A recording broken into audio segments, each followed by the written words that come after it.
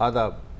आज callers day है, ज़ाहिर है कि थोड़ी देर बाद आपकी कॉल्स अटेंड की जाएंगी, लेकिन इससे पहले पाकिस्तान के एक आइकॉनिक सोल्जर और सियासतदान air marshal retired Asghar Khan का तस्करा, जो आज अलसुबह 97 बरस की उम्र में इस्लामाबाद में इंतकाल कर गए। असगर ख़ान का ताल्लुक़ उस नस्ल से था जो कि अब तकरीबन नायाब हो चुकी है कि वो इस ग्रे दुनिया में ब्लैक एंड वाइट अंदाज में चीज़ों को देखते थे कि ये स्याह है और ये सफ़ेद है। अच्छा, उनकी ज़िंदगी के दो रुख हैं, एक है प्योर फ़ौजी रुख, बिल्कुल, और दूसरा है बतौर सियासतदान। फ़ौजी रुख पे जब हम नज़र डालते हैं तो रॉयल इंडियन एयर फोर्स में उन्होंने कमीशन लिया था। एक्चुअली 1939 में वो इंडियन ब्रिटिश आर्मी में कमीशन मिला था, फिर उसके बाद वो एयर फोर्स में चले गए थे और फिर 1942 में उनकी पोस्टिंग हुई सिंध में, जहाँ हुरों के ख़िलाफ़ जो है हुरों की जो जद्दोजहद आज़ादी मैं कहूँगा उसको लगाम देने के लिए ब्रिटिश आर्मी को डिप्लॉय किया गया। असगर ख़ान जो हैं वो एक जूनियर पायलट थे, उनको भी वहाँ भेजा गया। तो इनसे एक मंसूब है वाक़या कि जब इन्हें कहा गया कि आप फ़लाँ जगह जाके एक और टेररिस्ट ग्रुप जो है वो मूव कर रहा है उस पर बमबारी करें। ये था सांगड़ में लखी का इलाक़ा, गोठ जाम नवाज़ अली। तो इन्होंने देखा कि कुछ ऊँट हैं, औरतें, बच्चे और मर्द जा रहे हैं, तो ये टेररिस्ट तलाश करते रहे, इन्हें मिले नहीं, तो ये सॉर्टी लेके वापस आ गए। वहाँ रेप्रिमांड हो गए कि क्या किया आपने ये हुक्म अदूली की है, ये है वो है फलाना। और इन्होंने कहा साहब मैंने जो है अपने तौर पे फ़ैसला किया है, ये अब आप जो चाहें कर लें। तो फिर इनको बाद में वज़ीरिस्तान शिफ्ट कर दिया गया। बर्मा के महाज पे भी सेकेंड वर्ल्ड वॉर में लड़ते रहे। अच्छा, इनका बड़ा ग्लोरियस जो है, बहुत ही ग्लोरियस किस्म का जो है कैरियर है एयर फोर्स के पायलट के तौर पे। पहले रॉयल इंडियन पायलट थे जिन्होंने जेट लड़ाका तैयारा उड़ाया, ग्लॉस्टर मिटियोर। उसके बाद पार्टीशन हुआ तो ये जो सबसे सीनियर पायलट अफसर थे रॉयल इंडियन एयर फोर्स के, इन्होंने ऑप्ट किया पाकिस्तान के लिए। पहले कमांडेंट थे रिसालपुर की जो एयर फोर्स एकेडमी है उसकी, और उसको उन्होंने बिल्ड किया। 50s में फिर top gun air staff college, उसकी बुनियाद भी असगर ख़ान ने रखी। ये deputy chief of air staff उस वक्त तक बन चुके थे। फिर कॉलेज ऑफ एरोनॉटिकल, उसके भी बानी यही हैं। अयूब ख़ान के दौर में आपको याद होगा कि 65 की जो जंग हुई उससे 4 महीने पहले रन ऑफ कच्छ, अप्रैल 1965, तो उसमें एयरफोर्स चीफ को एतमाद में नहीं लिया गया था, बाला ही बाला फैसला किया गया था। तो उस वक्त इनका इख्तलाफ शुरू हुआ मरकज़ी उससे, क़यादत से, कि साहब ये क्या मसला है। खैर 2 महीने बाद इन्हें सुबकदोश कर दिया गया और नूर ख़ान ने इनकी जगह ली। लेकिन तब तक पिछले 10 साल में पाकिस्तान एयर फोर्स को ये इतना बिल्ड कर चुके थे प्रोफेशनली और प्योर मेरिट की बुनियाद पे। मॉडर्न पाकिस्तान एयर फोर्स के आर्किटेक्ट हैं कि 1960 बाप कह लें 1965 की जो वॉर लड़ी वो असगर ख़ान की ट्रेंड एयर फोर्स जो है उसने लड़ी। पाकिस्तान ने जंग जीती नहीं जीती, ये डिबेट भी सबसे पहले असगर ख़ान ने शुरू की। उन्होंने कहा कि साहब ये इल्यूजन जो है ये बंद करें। हमने उन्हें रोका, लेकिन आप ये नहीं कह सकते कि जंग जीती। अच्छा, इस पे वो आखिरी वक्त तक कायम रहे और यहाँ तक कहा कि 48 से लेके और करगिल तक जितनी भी जंगें हैं वो पाकिस्तान ने इनिशिएट की थी, और वो किसी जंग के बारे में कन्विंस नहीं थी कि हमने जीती है। ये उनका 2011 का एक इंटरव्यू बड़ा मशहूर हुआ था। 65 से 68 तक PIA के मैनेजिंग डायरेक्टर रहे। इस दौरान ये PIA की गोल्डन एज कहलाता है। पाकिस्तान जो टॉप 5 एयरलाइंस थी PIA, वो उसमें शामिल हो गया था। इसके बाद इन्होंने 68 में रिज़ाइन किया और अब एक सियासतदान असगर ख़ान का ज़हूर होता है। जस्टिस पार्टी बनाते हैं। अयूब ख़ान के ख़िलाफ़ अवामी तहरीक शुरू हो चुकी है। भुट्टो साहब की पीपल्स पार्टी बन चुकी है। ये भुट्टो साहब के 65 में जो किरदार था उसके तो मुखालिफ थे, लेकिन जब भुट्टो साहब को बतौर सियासतदान गिरफ़्तार किया गया तो असगर खान जो है उनके साथ खड़े हुए थे कि ये गलत है। उन्होंने भुट्टो साहब ने भूख हड़ताल की तो ये भी साथ बैठे हुए थे। लेकिन बाद में जब याहिया खान का दौर आया और इन्हें ऐसा लगा कि इस्टेब्लिशमेंट और भुट्टो साहब का गठजोड़ हो रहा है, तो ये फिर दोबारा भुट्टो के ख़िलाफ़ हो गए। और 71 में जो चंद सियासतदान थे मगरबी पाकिस्तान के जो फ़ौजी ऑपरेशन के मुखालिफ थे खुल के, उनमें असगर खान भी शामिल थे। उसके बाद भुट्टो साहब पावर में आए, जस्टिस पार्टी जो थी वो सेकुलर तहरीक इस्तक़लाल में बदल गई। आदमी सेकुलर माइंडेड थे, फिर अपोजिशन वगैरह के साथ रहे। फिर 1971 में भुट्टो साहब ने इलेक्शन करवाए, पीएनए ने धांधली का इल्ज़ाम लगाया, ये पीएनए के मेंबर थे। फिर इनकी एक मशहूर ज़माने की तकरीर है कि जी मैं कोहाला के पुल पे लटकाऊंगा। फिर इनका ये भी है कि इन्होंने ख़त भी लिखा फ़ौजी क़यादत को कि आप अपनी आइनी ज़िम्मेदारियाँ वगैरह पूरा करें। लेकिन वो मसला ये है कि ये अपनी बात पे डटे नहीं रहे। जब ज़ियाउल हक़ आया तो इन्हें रियलाइज़ हो गया कि इनसे बेवकूफ़ी हुई है या गलती हुई है। और उसके बाद सब कुछ स्याह सफ़ेद नहीं होता। हाँ बिल्कुल। उसके बाद ज़ियाउल हक़ ने इन्हें 5 साल घर में नज़रबंद रखा और एमनेस्टी ने इन्हें ज़मीर का कैदी करार दिया था। ये वाहिद सियासतदान थे पहले जिन्होंने भुट्टो के कत्ल को अदालती कत्ल कहा था।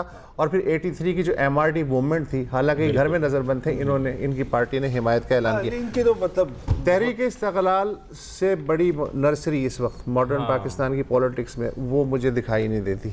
कौन कौन से लोग तहरीक इस्तक़लाल में रहे और फिर आगे निकल गए?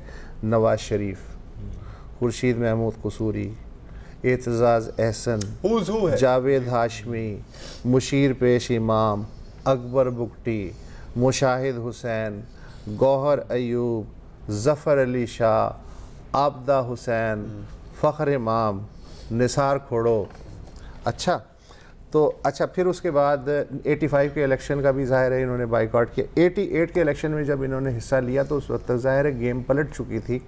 तो तब इन्हें एहसास हुआ कि पाकिस्तान में ब्लैक एंड वाइट नहीं हो सकता, ये सारा ग्रे एरिया है। फिर इन्होंने ज़ाहिर है कि रफ्ता रफ्ता ख़ुद को सियासत से दूर करना शुरू किया। फिर 94 में जब नसीरुल्लाह बाबर बेनज़ीर भुट्टो के वज़ीर दाखिला, उन्होंने कौमी असम्बली में कहा कि IJI कैसे बनी थी, मेहरान गेट स्कैंडल सामने आया, असगर खान केस। तो ये असगर खान 96 में वो केस सुप्रीम कोर्ट के दरवाजे पे गए।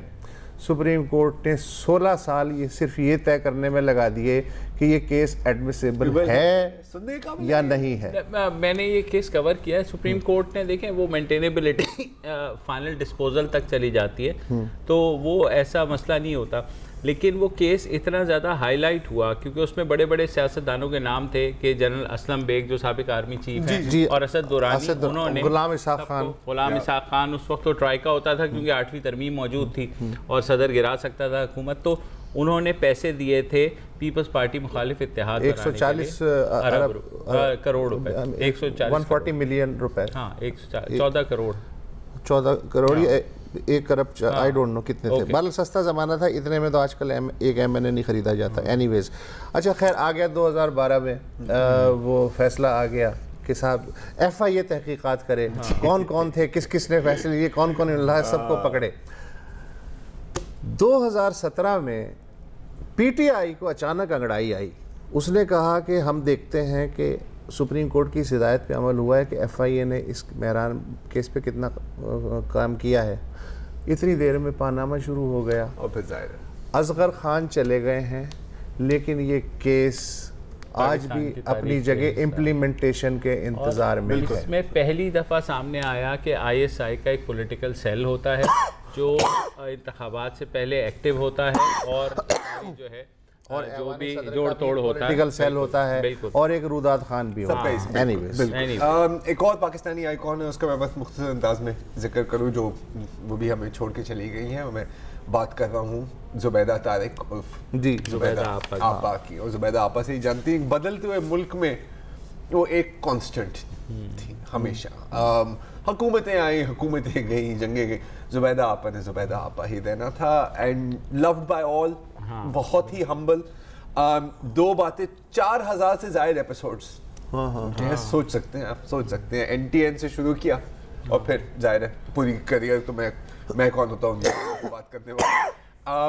दो बड़ी इंटरेस्टिंग बातें उनके बारे में कि एक उनका कहा था कि जी हमारे माशरे में ख़वातीन जब 50 साल की हो जाती है तो वो तो बस लेट जाती है ना कि बस अब तो हमारी लाइफ ख़त्म हो गई, लेकिन मैं आज तक, मुझे फ़ख्र है कि मैं आज तक काम कर रही हूँ, ना मैं किसी की मरूद मिन्नत हूँ ना कोई मेरे पे डिपेंडेंट है, और ये आज़ादी होती है।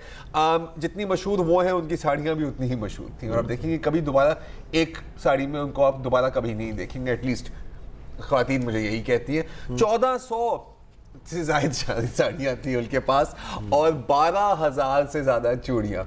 और एक बात वो कहती थी कि जी मैं कराची से अपनी सारी जेवर खरीदती हूँ और मैं उस स्टैंडर्ड की खरीदती हूँ कि अगर किसी दिन डाका भी पड़ा तो डाकू खुद कह देंगे कि जी ये आप वापस ही रख लें। ये थी Zubaida Apa unique. Anyway back to now callers, आप लोग इंतजार भी करें। मिसेस टी हैं कराची से जी, अस्सलाम वालेकुम जी। वालेकुम अस्सलाम। वालेकुम अस्सलाम जी, कैसे हैं आप लोग सब? अल्लाह बिल्कुल खैरियत। और आप लोगों से तो बात करना बहुत ही मुश्किल काम है। क्यों जी? बड़े मुश्किल से मिलते हैं आप। अच्छा चले अच्छा, अब मिल गए। तो 1 जनवरी को आपने प्रोग्राम किया था, पैसे लेता है लोगों से जी, मैं क्या बताऊं आपको। 1 जनवरी को जो स्पेशल बच्चों का प्रोग्राम किया था जी जी जी, वो मैंने देखा, और वो जरा हटके नहीं बल्कि बहुत ज्यादा हटके था आपके प्रोग्राम के लिहाज से। बहुत शुक्रिया आपका। नहीं, और जी मैं इसी सिलसिले में बात करना चाहती हूँ। मेरा बेटा जो है वो डाउन सिंड्रोम है, ओके। और इसकी मैंने 5 साल से स्कूलिंग की और एक नॉर्मल बच्चे की तरह से यानी हम लोगों ने उठाया। ओके, और अब वो एक नॉर्मल बच्चे से भी ज्यादा बहुत खूब, बेहतर है। और माशाल्लाह। अब आखिर में ये रेंजर्स पब्लिक स्कूल रेंजर्स का जो हेडक्वार्टर है जी जी, यहाँ पे स्पेशल बच्चों का स्कूल भी है। अच्छा जी। ये 4 साल से वहाँ जा रहा था। ओके। अब ऑल ऑफ ए सडन उन्होंने ये कह के निकाल दिया कि अबव 18 बच्चे हम नहीं रख रहे हैं। अच्छा अच्छा, अब ये बताइए कि ये तो इन्होंने कह दिया, लेकिन इसके लिए ना तो किसी हुकूमत की तरफ से कोई नोटिस आया, ना किसी टीवी पे कोई बात आई, ना किसी अखबार में आई। जी जी, अब ये हुक्म कहाँ से आया ये हमें नहीं पता। ठीक है जी। अच्छा, दूसरी बात ये हुई कि इन्होंने जुलाई में से निकाला। हेलो जी जी, सुन रहे हैं, बिल्कुल सुन रहे हैं। अच्छा, जुलाई में निकाला, जुलाई में ही इसके फादर की डेथ हो गई। ओहो, तो इसके लिए तो ये मुश्किल हो रही है। एक वक्त में इसके साथ दो ट्रेजेडीज बहुत जबरदस्त हो गई, क्योंकि ये घर वालों से भी बहुत अटैच है। अब ये मुस्तकिल ये कहता है कि मुझे स्कूल जाना है, मुझे रेंजर्स के स्कूल जाना है, मुझे रेंजर्स के स्कूल जाना है, और फिर अपने बाप को भी याद करके रोता है, बाकायदा रोता है। और जैसे अगर कोई घर में मेहमान आए तो सबसे पहले उसका ये कहना था कि अब्बू नहीं है, और ये चीज मेरे लिए बहुत तकलीफ दे है। आप और स्कूल का नाम बताएंगी आप खातून दोबारा? ये रेंजर्स टूट प्लाजा है ना, इस पे जी जी जी, सुपर हाईवे पे। जी जी, इसमें इन्होंने स्कूल भी बनाया है, नॉर्मल बच्चों का भी है और स्पेशल बच्चों का भी है। अच्छा मिसेस चिश्ती, ये बताइए कि वो जो कह रहे हैं कि 18 साल से कम उम्र के बच्चे हम नहीं लेते, तो सिर्फ इसी बच्चे के लिए क्या? 18 साल से बड़े बच्चे निकाल दिए उन्होंने। जी जी, वही वो किसी भी बच्चे को नहीं 4 रखते। साल इनके यहाँ जाता रहा है। किसी भी बच्चे को नहीं रखते होंगे ना वो 18 साल से ज्यादा उम्र के। उन्होंने अब ये रूल निकाला है ना, तो रूल किसने निकाला है ये रूल?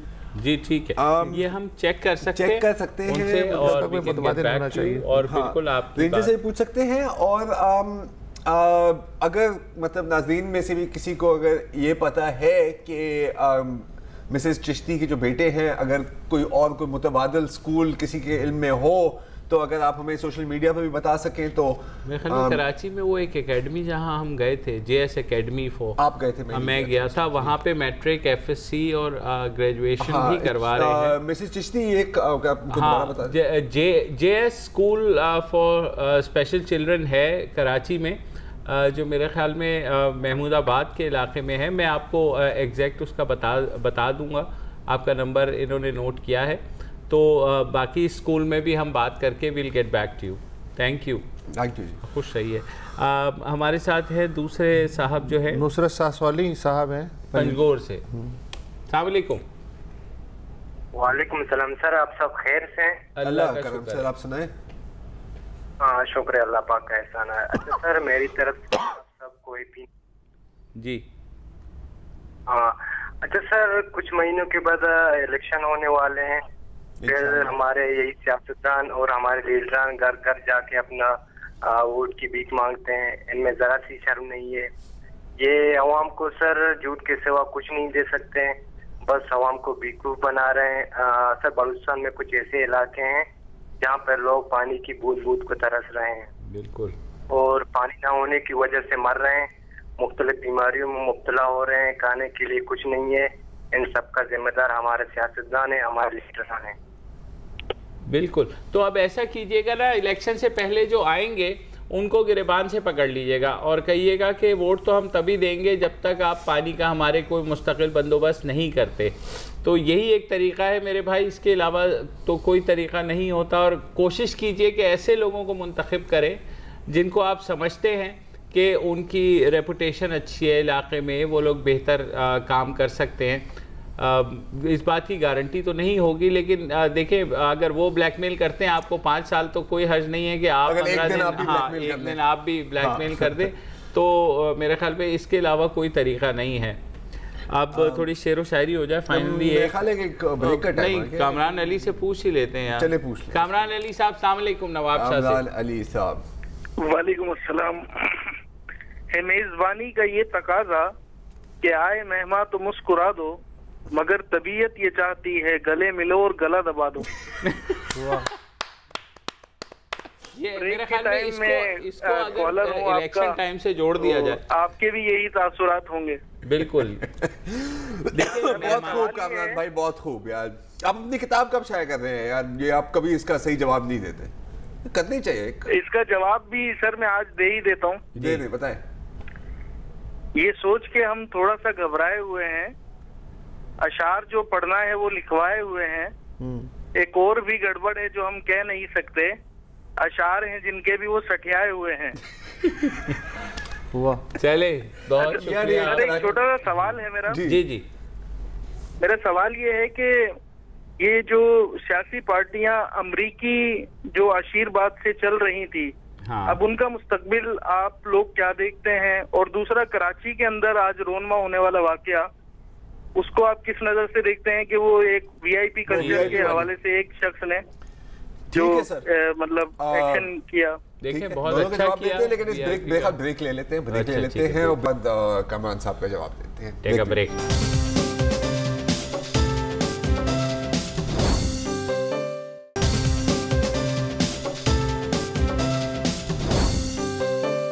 Welcome back. अच्छा, ब्रेक से पहले कामरान अली साहब ने 2 सवाल किए थे।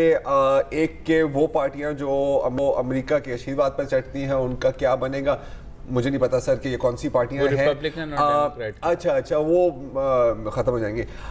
दूसरा था कि आज जो कराची में जो वाकया पेश आया है और ये बात कर रहे थे वो शाराए कायदीन वाले वीआईपी मूवमेंट वाले वीडियो का, सोशल मीडिया पे तो ईमानदारी से बात करूं तो यार दिल तो बड़ा खुश हुआ है। दिल बड़ा खुश हुआ है।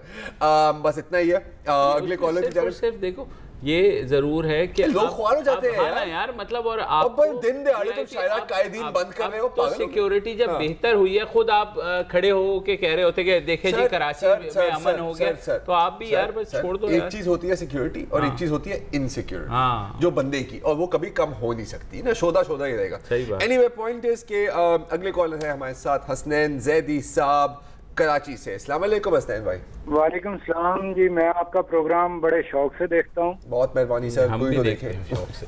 अच्छा, आपकी तवज्जो एक कौमी मसले की तरफ दिलाना चाहता हूँ कि हम एक ज़राई मुल्क हैं और हम बड़ी तेजी के साथ हाउसिंग सोसाइटीज बना के अपने लहलहाते खेत खत्म करते जा रहे हैं, और आने वाले वक्तों में हम अपनी औलाद के लिए क्या देखेंगे कि गंदम कहाँ से आएगी? जी हाँ, नहीं, और 100% सही बात की है। मेरे ख्याल पहले भी हमने इस पे जब हम ज़ात के बारे में बात कर रहे थे तो इसकी निशानदेही की थी। अगेन वही बात है, मुझे कैसर बंगाली साहब की बात याद आती है, कैसीनो इकोनॉमी। हाँ, प्लॉट बनाओ, डेवलप करो, फाइलें बेचो, नोट कमाओ। जो एक्चुअल काम है वो किसने? छोटे शहरों में ज़राई ज़मीन खा रहे हैं बिल्कुल। और बड़े शहरों में अम्यूनिटी प्लॉट्स का यही हशर है। अम्यूनिटी प्लॉट्स का, और ये जो मलीद में है सर वो भी तो ज़रूरी ज़मीन है। वो भी तो यही अब तो कब्रिस्तान भी कहा जाते हैं। तो मोहम्मद ताहिर भी वही के वही है, विहाड़ी से। ताहिर साहब जी सर, कैसे हैं? ठीक, अल्लाह का शुक्र, आप बताइए। माशाल्लाह बहुत अच्छा प्रोग्राम होता है। गन्ने पे आपने फिर प्रोग्राम किया, जनूबी पंजाब में बहुत ज्यादा मसले हैं, तो ये किसान के लिए आवाज उठाते रहे आप। जी। और एक शेर है ऐसे बस अजीब सा, बड़ा लीडर बना फिरता है जो अरफान और अता की तकरीर करता है। जी दोबारा बताइए। बड़ा लीडर बना फिरता है जो अरफान और अता की तकरीर करता है। ये शेर है। और जो ओबामा के सामने बैठ के पर्चियां पढ़ता है। लीडर 3 दफा का वजीर आजम ऐसे ही होता है सर। इस पे कमेंट कर दें बस। वजन पर कोई कमेंट है आपको? नहीं, क्योंकि वो वजीर आजम बाहर हो चुके हैं। मैं कहता तो मतलब आप तो मतलब डजे उड़ा देते ना यार, तो मतलब मैं चाहता हूं कि मोहम्मद ताहिर साहब ने वादा किया था शेर पढ़ने का। हाँ, क्या वो उन्होंने पढ़ दिया। मैं खैर पढ़ दिया। हाँ, ताहिर साहब, लेकिन बात सही है कि जो उन्होंने मतलब लीडर की बात, पता किसकी बात हो रही है यार? किसकी? ओबामा की बात हो रही है। ओबामा की बजाय ओबामा रहा ना, एंजेला मर्केल की बात हो रही थी। एक ब्रेक ले ले यार, आप लोग बहस करते हैं। Non serious stuff, non serious गुफ्तगू, ब्रेक ले ले भाई, ये वरना इनकी गुफ्तगू तो ऐसी चलेगी।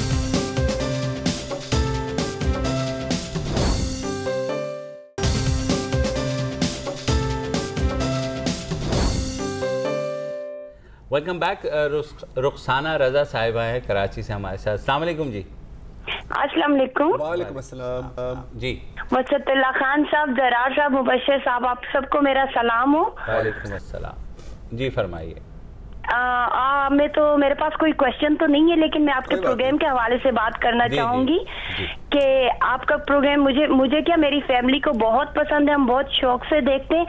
आपका प्रोग्राम वाहिद प्रोग्राम है जो पाकिस्तान का एक पॉजिटिव इमेज पेश करता है, जिसको देख के इंसान को इत्मीनान, दिल को खुशी होती है कि हमारे मुल्क में ऐसा भी कुछ हो रहा है। बहुत शुक्रिया।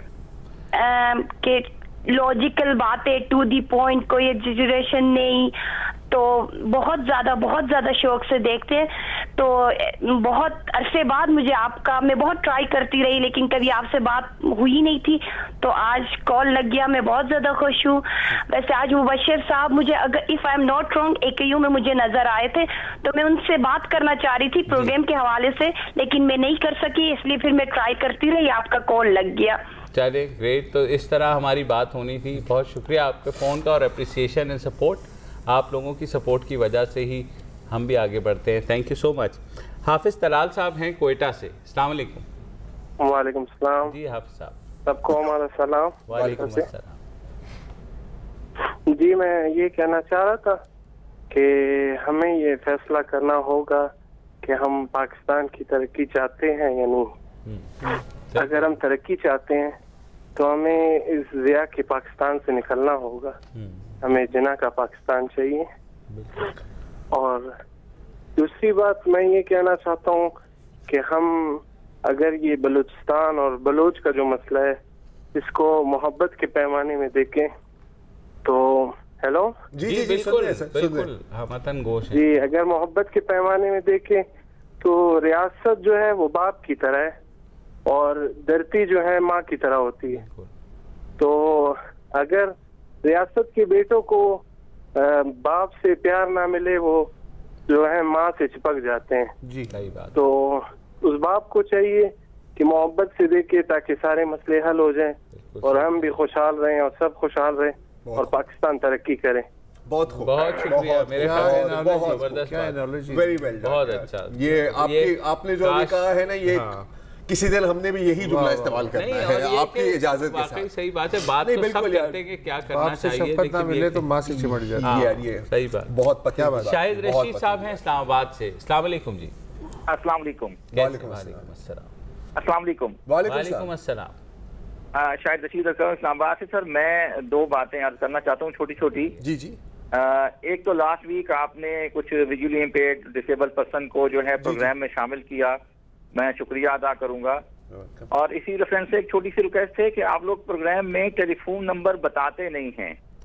क्योंकि हम लोग आपका प्रोग्राम देख रहे होते हैं, देख नहीं रहे होते, सुन रहे होते हैं जी। ओह आई एम सॉरी, ठीक है जी। ये तो आप प्लीज एक दो बार प्रोग्राम में टेलीफोन नंबर को बोल भी दिया करें। ठीक है, बिल्कुल। और दूसरी जो है, मुझे जो खास आपसे जो एक मामला डिस्कस करना था, मैं चाहता हूँ कि इस पे आप एक प्रोग्राम करें तफसील से कि हमारे मुल्क में ये जो सहाफत हो रही है ये किस तरह की सहाफत है। यानी आप ये देखें कि 90% जो हमारे जर्नलिस्ट हैं वो ऐसे हैं कि अगर हम उनका नाम भी सुने तो अंदाजा हो जाता है कि ये आदमी किस तरह की गुफ्तगू करेगा। यानी वो सहाफी कम और किसी पार्टी का तर्जुमान ज्यादा महसूस होता है। शाहिद साहब, वाकई सहाफत हो रही है, ये तो हम भी आपस में बात पूछते हैं कि सहाफत हो रही है, तो आपकी बात बिल्कुल सही है कि सहाफत को बहुत इम्प्रूवमेंट की ज़रूरत है, क्योंकि हम लोग जब इस जगह बैठकर दूसरों को जज करते हैं तो हमें खुद भी अपने आप की तरफ भी देखना चाहिए। बेशक।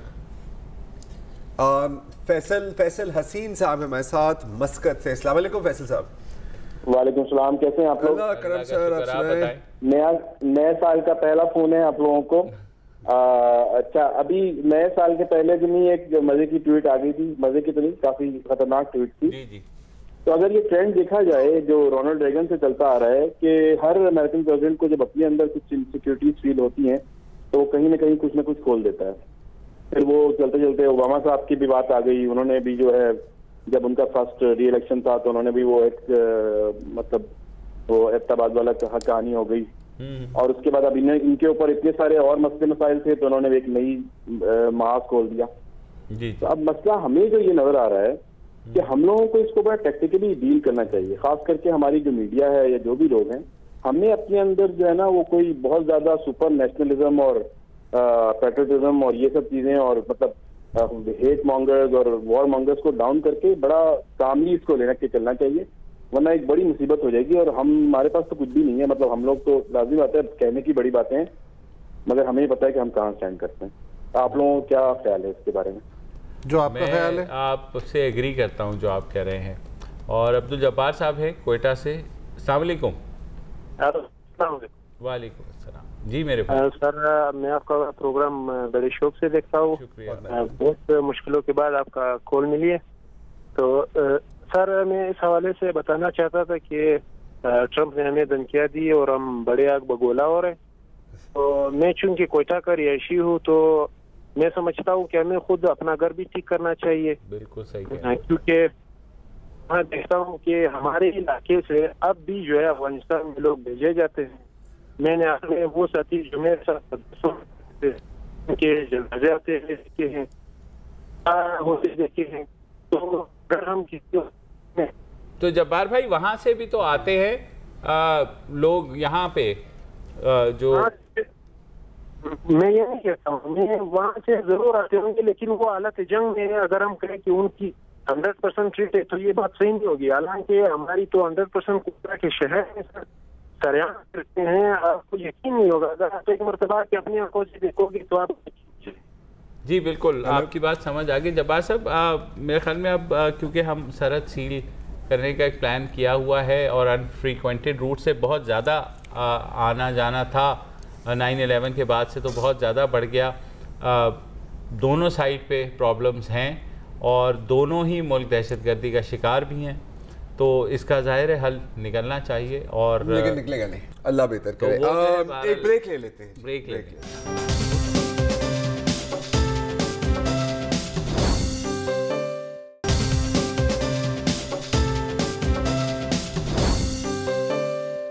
Welcome back. वक्त कम है, अपने दूसरे कॉलर की तरफ चलते हैं। ईसा खान साहब क्वेटा से। अस्सलाम वालेकुम। अस्सलाम वालेकुम। वालेकुम अस्सलाम। सर, पहला सवाल ये है जरा हट के।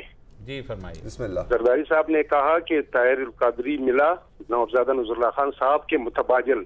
जरा हट के आपका तज़किरा जरूरी है। नौफज़ादा नज़रुल्लाह साहब की जदोजहद, जमहूरी रवायत, तर्ज अमल और उनसे खैर कादरी का मुवाजना नंबर 1। नंबर 2, हमारी कोयटा के असेंबली पर जो हमला है जी, और उससे इमरान खान पहला इसलिए नहीं तोड़ सकते कि पंजाब में उसका वोट बैंक खराब हो रहा है, लिहाजा जरा हट के आप दावा करते हैं सिर्फ दान वाला यही आप और कुछ और दोस्त है नुसरत साहब वगैरह, क्या तबसरा है? मैं बात बंद करके कोयटा आने का वादा किया था। असदुल्लाह खान साहब तो उर्दू कॉन्फ्रेंस में मिल भी नहीं रहे थे। सर ये उर्दू कॉन्फ्रेंस में जरार साहब से मैं मिला था। अच्छा, बिल्कुल याद है। एक पहले का तो छोटा सा जवाब है कि तारुल कादी साहब उतने ही नवाब ज़्यादा नसरुल्लाह है जितने जरदारी साहब भुट्टो हैं, तो मेरे ख्याल में ग्रेट, वेल, है ना, बहुत अच्छा, बहुत अच्छा। तो बाहर कूजे को दरिया में बंद कर, बिल्कुल। और जहाँ तक बलूचिस्तान असेंबली पे हमले का ताल्लुक है तो इस पे जाहिर है कि कई साजिशी थेरीज हैं। सबसे जो अच्छी जो दिल को लग रही है सब अक्सर लोगों के वो ये है कि जी सेनेट के इलेक्शन है, उसमें जो है वो game change manipulation, game changing वगैरह जो है कुछ भी पॉसिबल है। बिल्कुल, हम मुस्बत नताइज हासिल करने के लिए कुछ भी करेगा। बिल्कुल सर। अच्छा, और फाइनल कॉलर हमारे हैं अब्दुल समद साहब पेशावर से। अस्सलाम वालेकुम सर। अस्सलाम वालेकुम सर जी। वालेकुम अस्सलाम। आप तीनों हज़रात को मेरा बहुत बहुत सलाम। सर जी कैसे हैं, ठीक ठाक हैं? अल्लाह का शुक्र। ये एक रिक्वेस्ट करनी थी हमारा, आप ये खैर ये पहले कॉलर ने भी बोला है मीडिया के बारे में, वो दूसरा ये उसका वो मीडिया के बारे में खैर वो थोड़ा सा वो गलत बयानी कर रहे थे, वो जो वो और बोले आप मतलब आप हजरात की तारीफ कर रहे थे ना सियासतदानों के बारे में, तो सही बोले। मेरा कहना ये था कि हमारे मुल्क में आपके चैनल के अलावा एक वो है, नाम तो उसका PTV न्यूज है, मगर उसे हम कहते हैं पिटी हुई न्यूज ना, पिटी हुई। जी हाँ। वो उसको हम जब टेलीफोन करते हैं, एक प्रोग्राम लगता है 10 से 11 बजे तक, उसमें डॉक्टर फरज साहब होते हैं और एक वो बैठती हैं अपना शफक साहबा। उनको अगर वो टेलीफोन करो ना तो नवाज शरीफ के खिलाफ तो बोलना क्या, उनके जरा सी लेवल के खिलाफ भी बात जाए तो फौरन बात काट देते हैं, बात भी नहीं पूरी करते। समझ साहब आप भी तो शरारत करते हैं ना, आपको भी तो पता है कि PTV तो दरबार है शाह का, आप कैसी कॉलिंग करके PTV के जज्बात से खेलना बंद कर दें। आप PTV कॉल करें तो आप उनसे ये पूछें कि अमेरिकन सुंडी से निजात कैसे मिलती है और मरम्मत कैसे की जाती है। समझ साहब इतने बोले हैं, समझ साहब इतने बोले कि PTV को कॉल करते हैं ARY या जियोज या डॉन समझ के। यार ये ट्रोलिंग क्या बात है, माहिर है सर, माहिर है। तो जो आपने अपनी भड़ास निकाल दिया, आप हमारे यहाँ फोन करके निकाल दिया करें जिसको कहना हो। और लेकिन फोन करें अगले हफ्ते, क्योंकि आज के शो का टाइम खत्म हो गया। अब हम 2 दिन की लेंगे छुट्टी, आप भी आराम करें, सोएंगे और होपफुली थोड़ी सी मजे स्टार्ट कर लेते हैं। खुदा हाफिज। अस्सलाम वालेकुम। अगर आपको हमारे शो पसंद आया है तो प्लीज़ हमारे YouTube चैनल को सब्सक्राइब करें, और अगर मुनासिब समझे तो इस वीडियो को लाइक भी कर लें, तो कोई हर्ज नहीं है, और शेयर भी कर लें और कमेंट भी कर दें, वरना वो सब ऐसे ही लिखते रहेंगे। और ये जो दोनों कह रहे हैं ये कर लें जी प्लीज़, नहीं तो हमें भी घर जाना है, मैं आपके कंप्यूटर में नहीं रहना 24 घंटे। सही बात।